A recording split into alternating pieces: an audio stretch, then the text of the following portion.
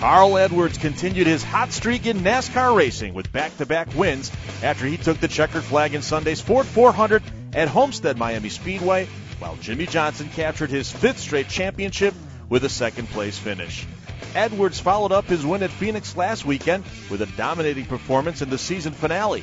He led 190 of the 267 laps and clinched the most laps led in one race for the first time this season. The victory was the 18th of his career and the 7th for Roush Fenway Racing at Homestead-Miami Speedway.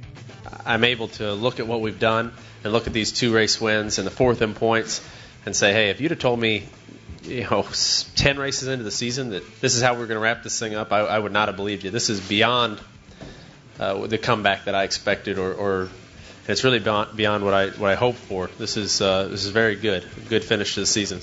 Johnson came into Sunday's season finale 15 points behind Denny Hamlin in the series standings, but came out with an advantage of 39 and recorded a 5th consecutive crown. I have to give a lot of credit to the 29 and the 11 and their teams and the effort they put up. It wasn't easy by any means. And, after all the years of the chase and to have it really come down to this final race was really cool to be a part of it. I'm proud to be a part of it and very proud of what we've done as a team. To think of where we started 9 years ago, I think the headlines read before my first full season when Rick hired me was, what the heck is Mr. Hendrick thinking?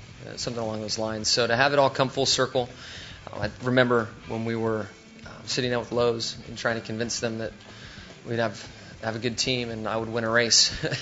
And we'd continue to win races and trying to sell from that point on in 2001 to where we are today. It's just amazing, and it's cool that we've done it together. From Lowe's side with the sponsor, Chad and I. There's a lot of guys on that team that have been there for the whole ride, and we're just very, very proud to do this and to have the 5th championship. Championship contender Kevin Harvick saw his hopes of winning the Ford 400 come to an end when he was handed a pit road speeding penalty on lap 188.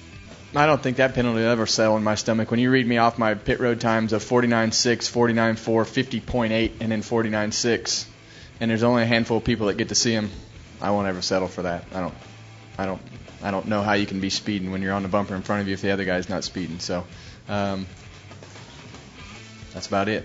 Harvick was able to make his way back up through the field to finish 3rd, but not before he sent Kyle Busch's number 18 Toyota into the inside retaining wall on lap 244 after the two were racing out of turn 4. As far as the 18 incidents, he raced me like a clown all day.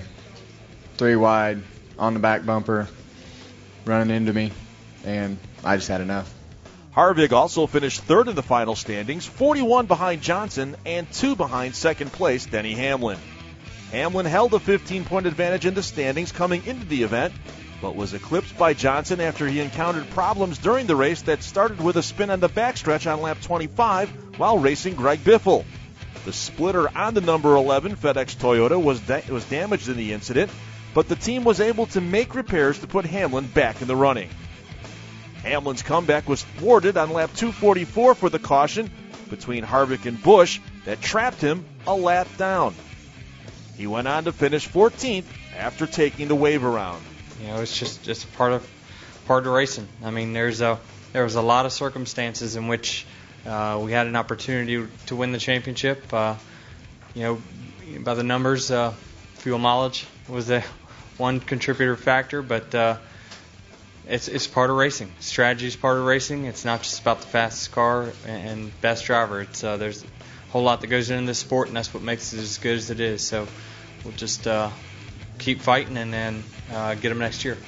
Eric Almirola and A.J. Allmendinger rounded out the top 5 to give Richard Petty Motorsports a pair of drivers in the top 5, with an announcement on the team's future possibly coming early this week. Be sure to check back with MotorRacingNetwork.com for the latest from Homestead-Miami, and be sure to check back with us in the upcoming weeks as we count down to Champions Week in Las Vegas.